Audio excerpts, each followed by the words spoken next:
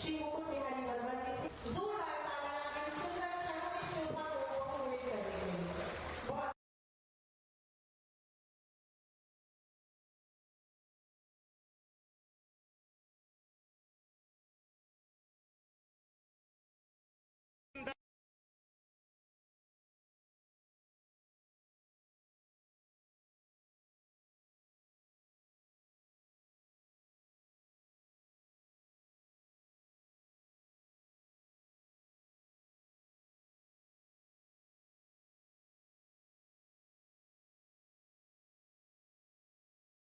माधुरी वर्मा जी और साथ ही साथ पूर्व विधायक जो बहुत एसोसिएटा के साथ इमरजेंसी में जिन्होंने सर्विस किया था, आदरणीय नीलम सिंह जी मंच पर उपस्थित, हमारे आदरणीय जिला अध्यक्ष जी उपस्थित, बंधुगण मित्रगण, आज बहुत सौभाग्य का क्षण है। मैं मानता हूँ कि आज मंगला भूमि हमारी भारत माता खिलखिलाकर हंस रही होगी, इसलिए क्योंकि सवाल इस बात का है, हम सब भारत माता के पुत्र हैं, लेकिन भारत माता के लिए जिन्होंने सर्वस्व अर्पण कर दिया, उनको याद करने का, उनको गौरवान्वित करने का, उनके लिए कार्यक्रम करने का, उनको माला पहनाने का यह काम लोग भूल गए थे। ये पूज्य योगी जी की सरकार इसने अमृत दे दिया है, जिन्होंने भारत मैया के लिए सब कुछ समर्पण किया है, उन सबको याद करके समाज के बीच में लाना, उनको सम्मानित करना, उनका ऐसा काम करना, यह हमारे सरकार ने अपना कृत संकल्प माना है। तमाम कार्यक्रमों का अंबार है, मैं किसी का उदाहरण नहीं दूंगा। आज सौभाग्य है, हमको स्वागत करने का, अभिनंदन करने का मौका मिला है।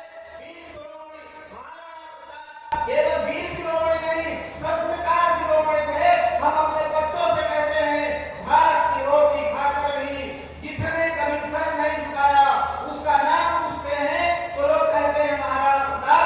सबका फिर से स्वागत करते हुए मैं एक बार जयकार लगाऊंगा, वीर शिरोमणि महाराणा प्रताप की धन्यवाद।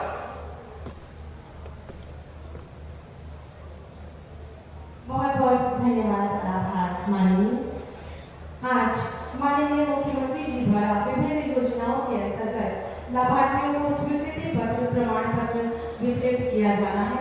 मैं अति आदर के साथ माननीय मुख्यमंत्री जी से निवेदन करूंगी कि लाभार्थियों को अपने कर्तव्यों से स्वीकृति पत्र और प्रमाण पत्र प्रदान करें, भेंट करें।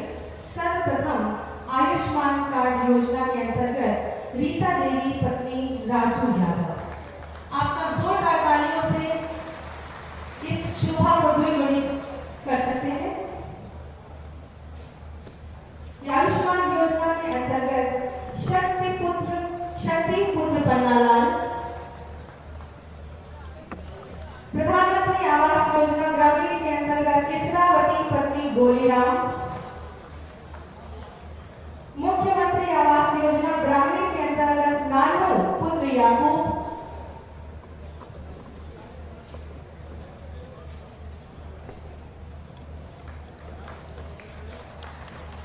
माननीय मुख्यमंत्री जन सहभागिता योजना के अंतर्गत राजेंद्र पुत्र लल्लू,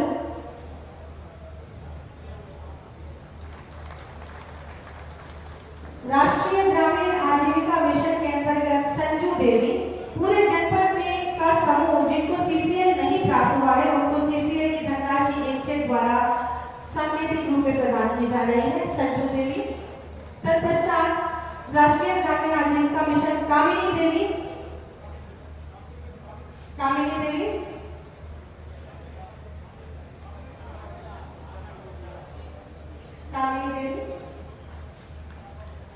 पीएम किसान सिंचाई योजना के अंतर्गत ज्योति तुलस्यान पत्नी नितिन कुमार बंसल,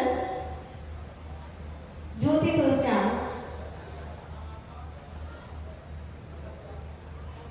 पीएम किसान सिंचाई योजना के अंतर्गत राम सेवा पुत्र गिरधारी, आप सब जोरदार तालियों से इस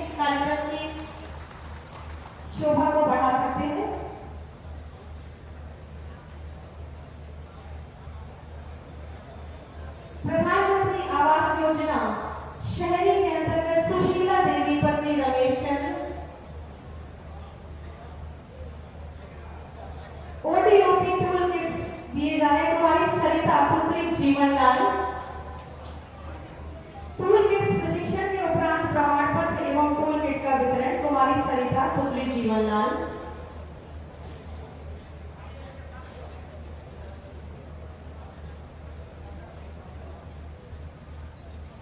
और अमरनाथ पुत्र Ram Naresh ODOP tool kits.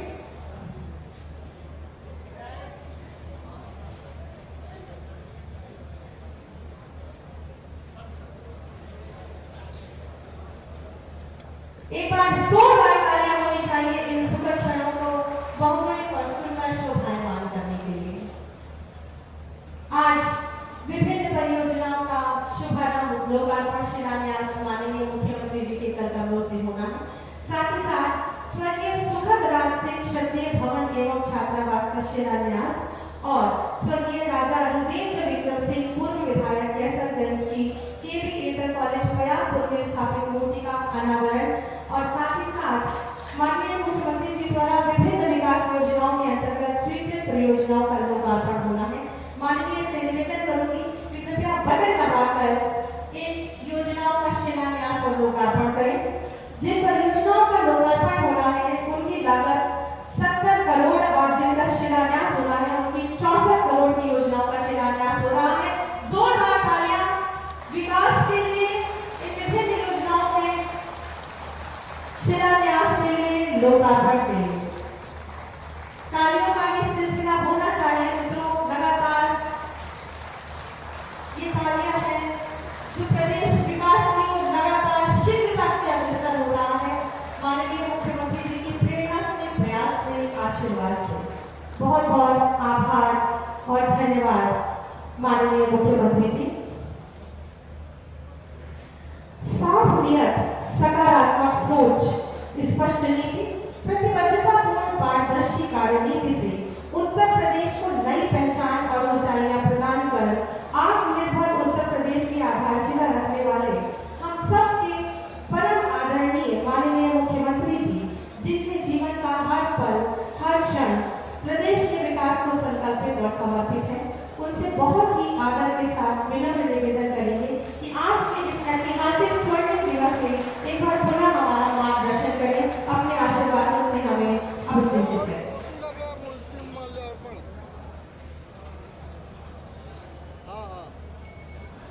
Bharat माता की, भारत माता की, भारत माता की।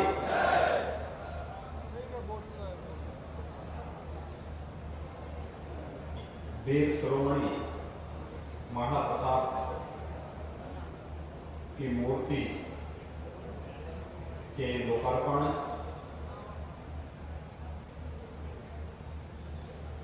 लगभग 70 करोड़ रुपए की परियोजनाओं के लोकार्पण और 264 करोड़ रुपए की परियोजनाओं के शिलान्यास के साथ ही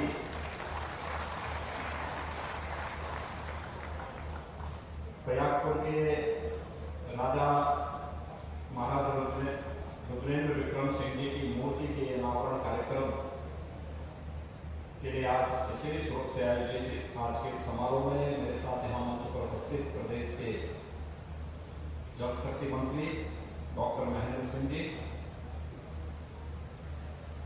जनपद बहराइच के प्रभारी मंत्री समीर राजभर जी, प्रदेश में सहकारिता आंदोलन को एक नई दिशा दे रहे मेरी सरकार में ही सहयोगी मंत्री श्री मुकुट बिहारी वर्मा जी, लोकप्रिय सांसद श्री छेवरलाल गौड़ जी,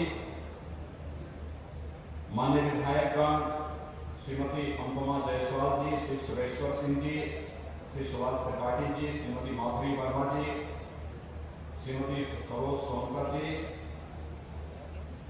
भारतीय जनता पार्टी के जिला के अध्यक्ष श्री श्यामकरण टेकड़वाल जी,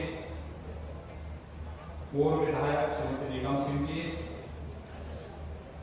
राजा प्रयागपुर श्री जयेंद्र विक्रम सिंह जी और आज के इस कार्यक्रम में उपस्थित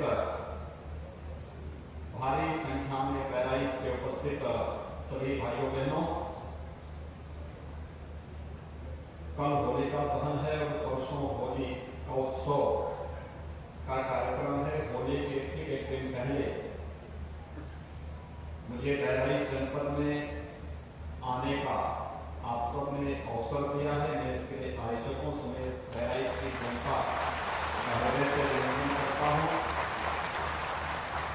आप सबको होली की हार्दिक बधाई और शुभकामनाएं भी देता हूं। अभी हम लोग 15 फरवरी को बहराइच आए थे और बहराइच में मैं स्वयं यहां पर उपस्थित था और दिल्ली से देश के यशस्वी प्रधानमंत्री आदरणीय मोदी जी ने इस देश में विदेशी आक्रांताओं की छक्के छुड़ाने वाले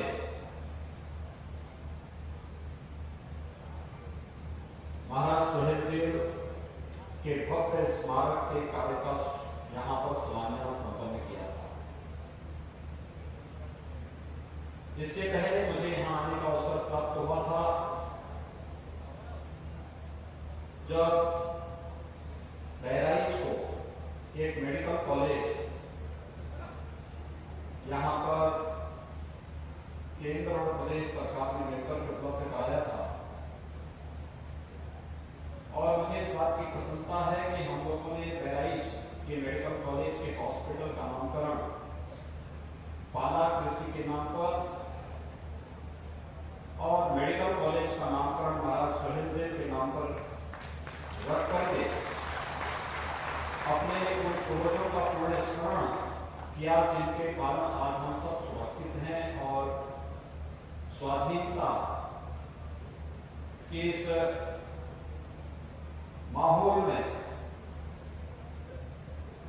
उन्मुक्त माहौल में अपने पर्व और त्योहारों को, अपनी परंपरा, अपने संस्कारों को आगे बढ़ाने के योग्य हैं।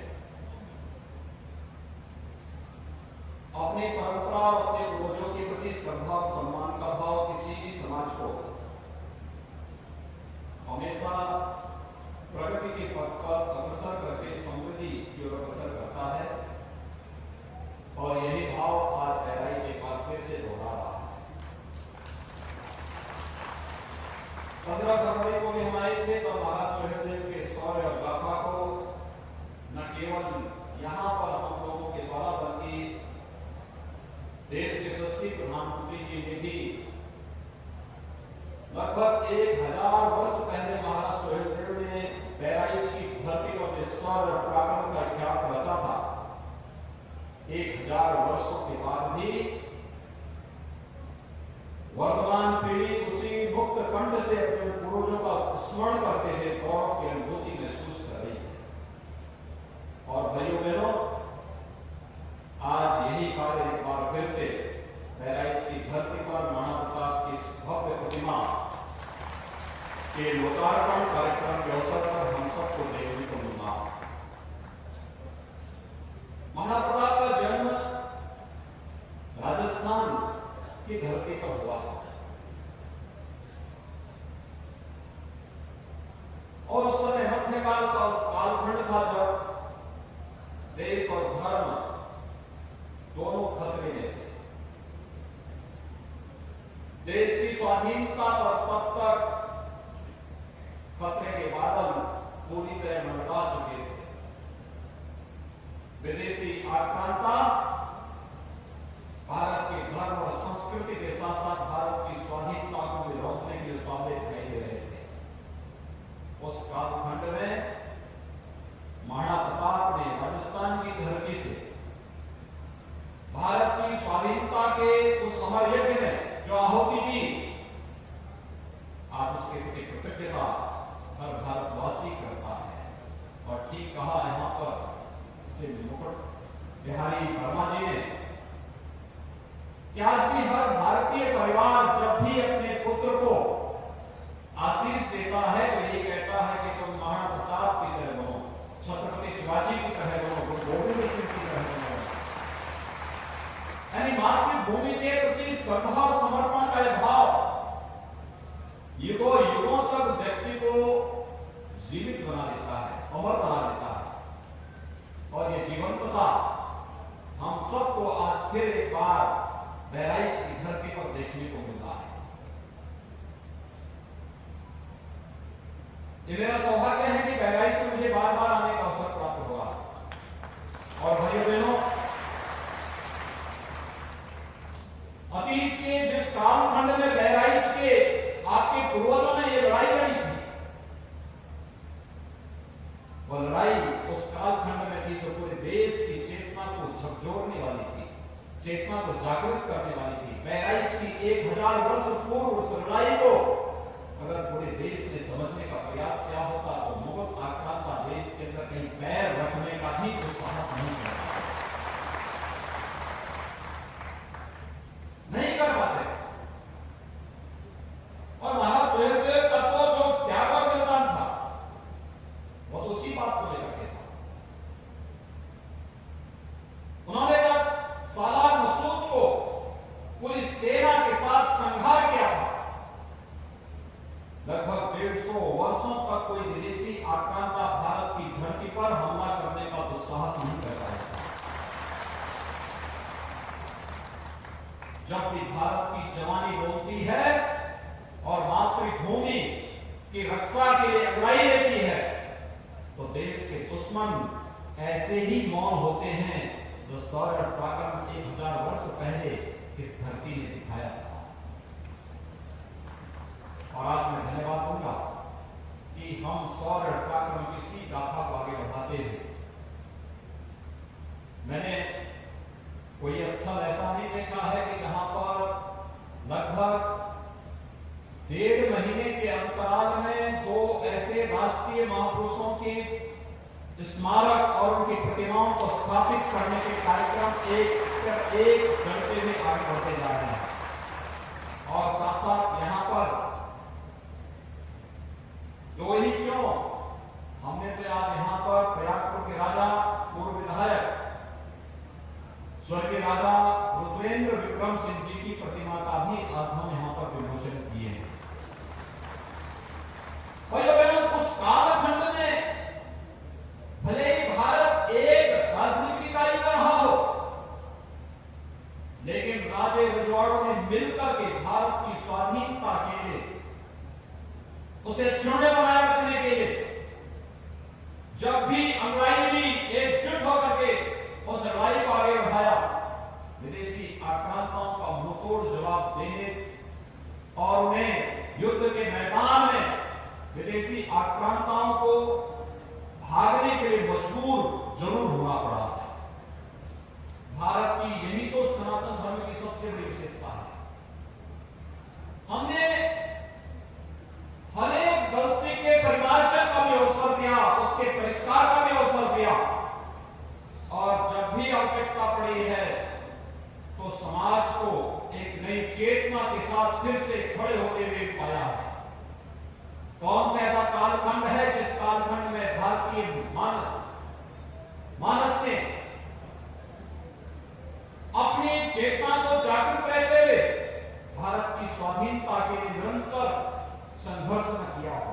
उत्तर से दक्षिण तक, पूर्व से पश्चिम तक, राजमहल से लेकर के वनवासी क्षेत्रों में निवास करने वाले उन लोगों के बीच में भी आप जाइए। झारखंड में अगर आप जाएंगे, भगवान बिरसा मुंडा के त्याग और बलिदान की कहानी कुछ नई ही रूप में हमें संदेश देती है। आप सुदूर नागालैंड में जाइए, नागालैंड ने भी देश की स्वाधीनता के लिए उस कालखंड में वहां की रानी ने जो योगदान दिया था ये किसी से छुपा हुआ नहीं है। ऐसे ही आप देश के अंदर जाइए। आप अभी पिछले दिनों में झांसी के अंदर जाने का अवसर प्राप्त हुआ था। झांसी के अंदर 1857 के प्रथम स्वातंत्र समर में रानी लक्ष्मीबाई ने देश की स्वाधीनता की कमान अपने हाथों में लेकर के जो लड़ाई देश के प्रथम स्वतंत्र समर की लड़ी थी, अवंतीबाई ने, झलकारीबाई ने, उदादेवी ने जो एक संघर्ष किया था, ये गौरव गाथा आज भी हम सबको आगे बढ़ने के लिए निरंतर प्रेरित करती है। और मैं बहराइच वासियों को बधाई देता हूं कि उस गौरव गाथा को एक निरंतरता बनाए हुए है। मेरी हार्दिक इच्छा थी कि मैं प्रयागपुर में जाकर के स्वर्गीय राजा रुद्रेंद्र विक्रम सिंह जी की मूर्ति के अनावरण के कार्यक्रम में वहीं पे भाग लूं। लेकिन आप राजनीतिक व्यस्तता के कार्यक्रमों को देख सकते हैं और होली के कार्यक्रमों के कारण भी स्वाभाविक रूप से कल कोई सार्वजनिक कार्यक्रम हो भी नहीं पाएगा और ये कार्यक्रम पूर्व निश्चित था, इसलिए एक साथ सभी कार्यक्रम हो रहे हैं। और मुझे बताते हुए प्रसन्नता है कि बहराइच के चित्तौड़ा नामक स्थान पर जहां पर महाराज सुहेलदेव के भव्य स्मारक का निर्माण कार्य प्रारंभ हो रहा है, प्रधानमंत्री जी ने जिसका शिलान्यास किया है, चित्तौड़ा नामक स्थान ही है जहां पर विदेशी आक्रांताओं को मुंहतोड़ जवाब देते हुए महाराज सुहेलदेव के नेतृत्व में हिंदू राजाओं ने उन विदेशी आक्रांताओं को धूल चटाने का काम किया था, उनका संहार किया था। वो चित्तौड़ा की ही भूमि है और चित्तौड़ा की वो भूमि महाराज प्रयागपुर में ही प्रदेश सरकार को ट्रस्ट महाराज सुहेलदेव के नाम पर ट्रस्ट बनाने के लिए उपलब्ध कराई है। इसलिए मैं महाराज प्रयागपुर को इस बात के लिए हृदय से धन्यवाद दूंगा कि उनके द्वारा उनके पूर्वजों की इस भूमि पर हम महाराज सुहेलदेव के भव्य स्मारक का निर्माण कार्य कर रहे हैं और यह स्मारक भारतीय जनमानस को एक लंबे कालखंड तक मातृभूमि की रक्षा के लिए निरंतर प्रेरणा और प्रकाश प्रदान करती रहेगी। यह आज के दिन पर मैं आप सबसे इस स्मारक के माध्यम से प्रेरणा हमें निरंतर प्राप्त हो रही है। भाइयों बहनों, आज यहाँ पर अनेक प्रकार की परियोजनाओं का लोकार्पण और शिलान्यास भी हो रहा है। इसमें पेयजल की स्कीम भी है, बाढ़ बचाव से जुड़ी हुई योजनाएं भी हैं, सड़क से जुड़ी हुई परियोजनाएं भी हैं। यहाँ पर अन्य एक सामान्य नागरिक के जीवन में खुशहाली लाने के लिए जिन प्रकार की परियोजनाओं को आगे बढ़ाने के लिए केंद्र और प्रदेश सरकार ने कार्यक्रम चलाए हैं, उनसे जुड़ी हुई सभी परियोजनाएं आज यहाँ पर लोकार्पित भी हो रही है, उनका शिलान्यास भी हो रहा है। हम सब जानते हैं स्वच्छ भारत मिशन के अंतर्गत कितना बड़ा कार्य देश के अंदर हुआ और बहराइच तो उन जनपदों में है, ये एस्पिरेशनल डिस्ट्रिक्ट भी है, आकांक्षात्मक जनपद, जिसमें नीति आयोग प्रधानमंत्री जी के निर्देशन में नीति आयोग के द्वारा बनाए गए जो 6 पैरामीटर हैं, जिसमें बहराइच जनपद पिछड़ गया था। मैं धन्यवाद दूंगा अपने सभी जनप्रतिनिधियों को, प्रशासन को, कि जिन्होंने मिलकर के इस आकांक्षात्मक जनपद को तेजी से विकास के पथ पर आगे बढ़ा करके विकास की प्रक्रिया का हिस्सा बनाया है। स्वास्थ्य के क्षेत्र में, शिक्षा के क्षेत्र में, कृषि के क्षेत्र में, कौशल विकास और रोजगार के क्षेत्र में, बाढ़ बचाव और शुद्ध पेयजल उपलब्ध कराने के क्षेत्र में जो प्रगति पिछले 3, साढ़े 3, 4 वर्षों के दौरान बहराइच के अंदर हुआ है, यह अभूतपूर्व है और वह आज देखने को मिल सकता है।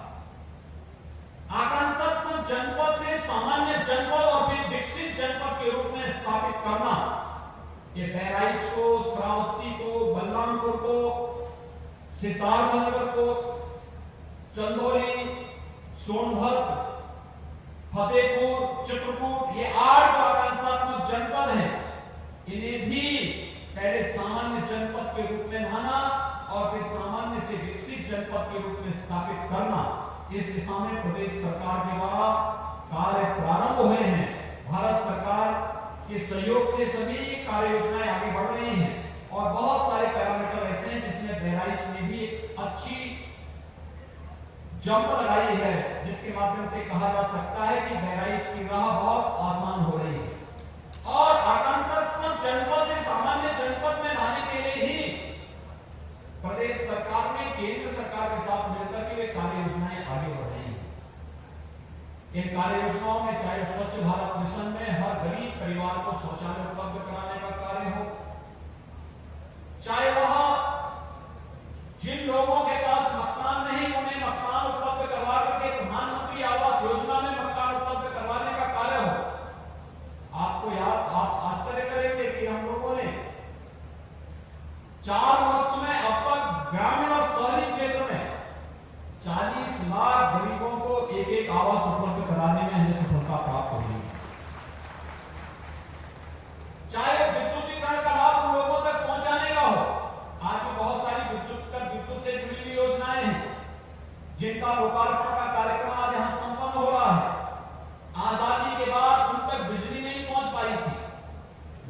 तक विद्युत पहुंचाने का कार्य भी युद्ध स्तर पर चल रहा है। फ्री में कनेक्शन उपलब्ध कराने का कार्य चल रहा है। खेती के लिए सिंचाई की योजनाओं को आगे बढ़ाने और जहां सिंचाई के लिए नहरें पहुंच चुकी हैं वहां पर ड्रिप इरिगेशन के लिए लोगों को प्रोत्साहित करना, जिससे हम अधिक से अधिक लोगों तक खेती तक जल की सिंचाई के लिए जल उपलब्ध करवा सके। जल जीवन मिशन में हर एक परिवार पर नल की सुविधा, पाइप पेयजल की सुविधा उपलब्ध करवाने का कार्य, ये पाइप पेयजल उपलब्ध कराने का कार्य इतना बड़ा कार्य है। याद करना कि बीमारी की आधी जड़ है अशुद्ध जल, और बहराइच नेपाल की तराई का जनपद है। गोरखपुर, बस्ती, देवीपाटन, कमिश्नरी, ये जितने भी नेपाल की तराई से जुड़े हुए जनपद हैं, तमाम संचारी रोगों से ग्रसित होते हैं बरसात के समय। उसमें दिमागी बुखार भी एक है। दिमागी बुखार से प्रतिवर्ष इन सभी क्षेत्रों में हजारों बच्चों की मौतें होती हैं। दिमागी बुखार का कारण क्या है? गंदगी है और अशुद्ध पेयजल है। स्वच्छ भारत मिशन में खुले में शौच से रोकना और हर घर को शुद्ध पेयजल की आपूर्ति उपलब्ध करवा देना, यानी हर एक व्यक्ति को अगर शुद्ध पेयजल की आपूर्ति हो जाए तो भाइयों बहनों बीमारी आधी से भी समाप्त हो जाएगी। और हम लोगों ने सफलता प्राप्त, दिमागी बुखार को 75% रोकने, 95% मौत के आंकड़ों को नियंत्रित करने में जो सफलता प्रदेश सरकार को प्राप्त हुई है, इसमें स्वच्छ भारत मिशन और शुद्ध पेयजल की आपूर्ति इसके दो प्रमुख कारण रहे हैं। और मैं आह्वान करूंगा, अभी से तैयारियां चलनी चाहिए। गांव गांव में प्रत्येक नागरिक को स्वच्छता के प्रति, शुद्ध पेयजल के लिए जल जीवन मिशन में वे कार्यक्रम प्रारंभ हुए हैं। हमारा प्रयास होना चाहिए, एक मोबाइल फोन आपके लिए जितना उपयोगी है उतना ही उपयोगी शुद्ध पेयजल भी है। और शुद्ध पेयजल की आपूर्ति के लिए घर घर नल की योजना को अपने गांव में भी माना और फिर हर घर के द्वारा कनेक्शन लेना, यह कार्य होना चाहिए। और यही आह्वान करने के लिए आज हम सब आपके बीच में यहां पर उपस्थित हुए हैं। मैं आज के इस अवसर पर आपका आह्वान करूंगा, अनेक योजनाएं चल रही हैं। आयुष्मान भारत के अंतर्गत हमारी सरकार ने तय किया कि जितने लोग आयुष्मान भारत से आच्छादित हैं उन लोगों को तो गोल्डन कार्ड उपलब्ध कराएंगे ही कराएंगे, लेकिन साथ साथ जो लोग अभी भी इन योजनाओं से वंचित हैं या जो लोग नहीं बना पाए हैं, हर प्राथमिक स्वास्थ्य केंद्र में प्रत्येक रविवार को मुख्यमंत्री आरोग्य मेला लगा करके वहां पे आरोग्यता की जांच, पोषण मिशन की जानकारी देना और पोषण मिशन के साथ ही केंद्र और प्रदेश सरकार की स्वास्थ्य और पोषण से जुड़ी हुई योजनाओं का लाभ प्रत्येक नागरिक तक पहुंचाने का कार्य सरकार करेगी। और भाइयों बहनों, सरकार ने यह भी तय किया है, जो किसान, जो महिलाएं, जो मजदूर, चाहे वह निवासी हो प्रवासी हो, आयुष्मान भारत से छूट गए हों, उनका रजिस्ट्रेशन करके उन्हें 5 लाख रुपए की प्रतिवर्ष स्वास्थ्य बीमा का कवर उपलब्ध कराने का कार्य किया जाएगा। कितना बड़ा कार्य हो रहा है। पहले लोग बीमार होते थे तो बीमारी को मान करके नियति मान लेते थे कि अब उपचार पैसा नहीं है तो बीमार व्यक्ति को छोड़ दो मरने के लिए। बहुत सारे लोगों के सामने असहाय से स्थिति हो जाती है। आज तो हम लोग हर महीने, यानी मैं पिछले 4 वर्षों में जिस भी गरीब परिवार में किसी जनप्रतिनिधि ने, किसी ने आवेदन भी किया है कि वो बीमार है, उसको उपचार के लिए पैसा चाहिए, हमने जिलाधिकारी से इसे प्रमाणित करवा करके जो भी कागज मेरे पास आए हैं, ऐसे लगभग 900 करोड़ रुपए उन गरीब परिवारों के उपचार में खर्च किए हैं जिनके पास कोई देखभाल करने वाला नहीं। और आज तो प्रधानमंत्री मोदी जी के कारण आयुष्मान भारत की योजना आ चुकी है। आयुष्मान भारत की योजना में हर गरीब परिवार को 5 लाख रुपए सालाना स्वास्थ्य बीमा का कवर मैं आप सबसे आह्वान करूंगा इस स्वास्थ्य बीमा की कवर के साथ आप सभी जुड़े, हर गरीब परिवार को जुड़े, उसके कार्ड निःशुल्क उपलब्ध कराए जा रहे हैं और व्यापक पैमाने पर बनाए जाने चाहिए। इन पैनल हॉस्पिटल में आप जाएंगे, कार्ड को केवल जमा करेंगे, उस आधार पर सारी स्वास्थ्य सुविधा आपको फ्री में वहां मिलती हुई दिखाई देगी। एक बड़ा कार्य इस अभियान के साथ जुड़ने की है और उस अभियान को और तेजी के साथ आगे बढ़ाने की है।